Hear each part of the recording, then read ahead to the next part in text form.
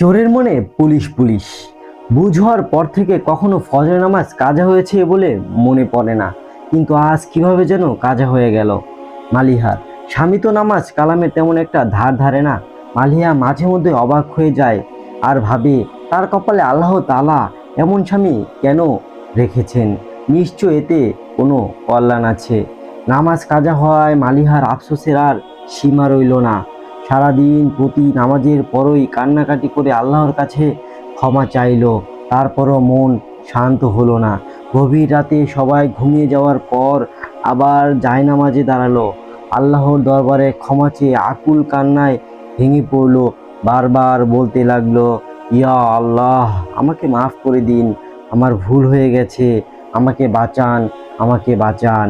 তার কান্নার আওয়াজে স্বামীর ঘুম ভেঙে গেল। স্ত্রীর কান্না দেখে বিচলিত হয়ে পড়ল। এ গভীর রাতে কেন কাঁদছে মালিহা? কিছুক্ষণ চুপচাপ শুয়ে থেকে কি যেন ভাবলো, তারপর শোয়া থেকে উঠে দ্বিধাজড়িত পায়ে এগিয়ে গেল, স্ত্রীর হাত ধরে কোমল স্বরে বলল, আর কেঁদো না, আমি ওয়াদা করছি তার কাছে আর যাব না। থাক, হয়েছে, আল্লাহর কাছে বিচার দিও না। আমার ভুল হয়ে গেছে, আমি বুঝতে পারিনি, নিজেকে নিয়ন্ত্রণ করতে পারিনি। কথা দিচ্ছি এবার থেকে নিজেকে সংশোধন করে ফেলবো। এবার মালিহা বুঝতে পারলো আল্লাহ কেন তার ফজরের নামাজটি কাজা করেছিল।